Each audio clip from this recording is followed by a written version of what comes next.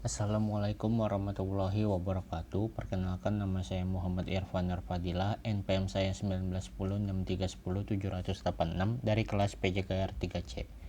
Dalam kesempatan ini saya akan membahas materi tentang ilmu faal olahraga dan praktikum yang berjudul tentang latihan kondisi fisik. Latihan kondisi fisik. Latihan kondisi fisik merupakan unsur yang sangat penting hampir di seluruh cabang olahraga.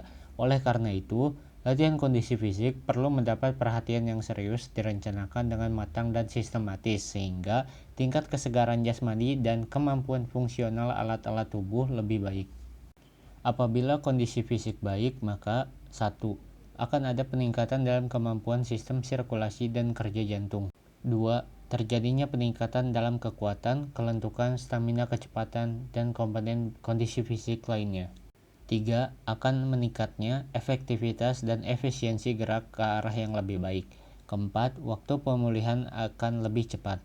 5. Respon bergerak lebih cepat apabila dibutuhkan. Program latihan kondisi fisik haruslah direncanakan dengan baik dan sistematis dan ditunjukkan untuk meningkatkan kesegaran jasmani dan kemampuan fungsional dari sistem tubuh, sehingga dengan demikian kemungkinan atlet untuk mencapai prestasi yang lebih baik. Komponen kondisi fisik terdiri dari komponen-komponen seperti kekuatan otot, daya tahan umum, fleksibilitas, kecepatan, koordinasi, agilitas, dan keseimbangan.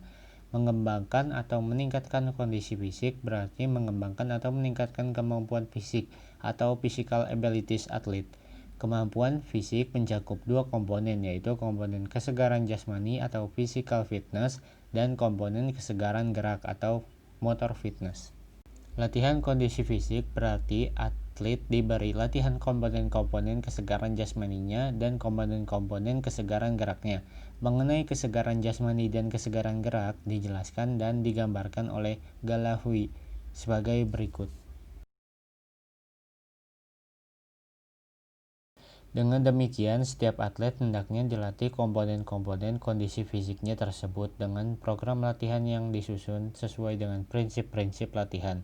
Selanjutnya, menurut Harsono tahun 1988 mengemukakan bahwa sebelum diterjunkan ke dalam gelanggang pertandingan, seorang atlet harus sudah berada dalam suatu kondisi fisik dan tingkatan fitness yang baik untuk menghadapi intensitas kerja dan segala macam stres yang bakal dihadapinya dalam pertandingan.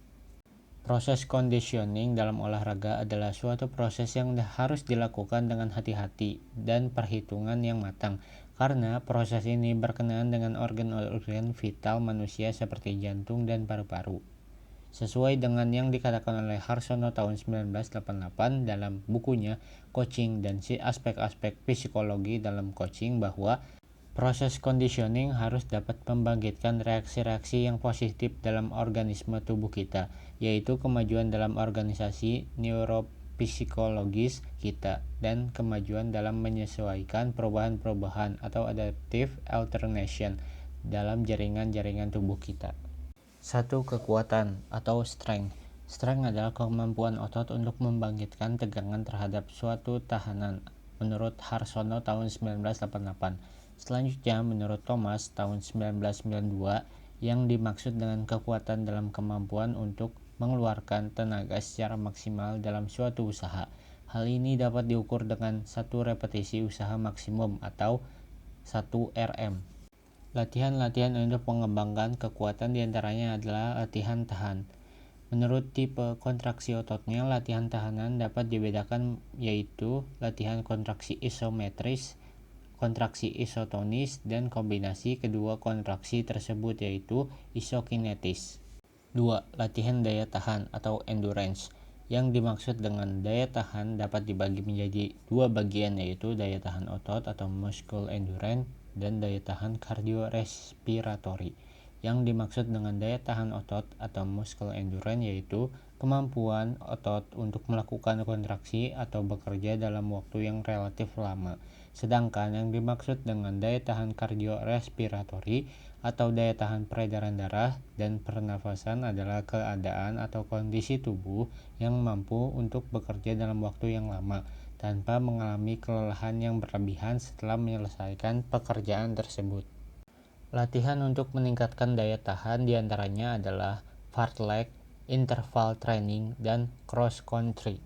Sekian dari saya, kurang dan lebihnya mohon maaf. Wassalamualaikum warahmatullahi wabarakatuh.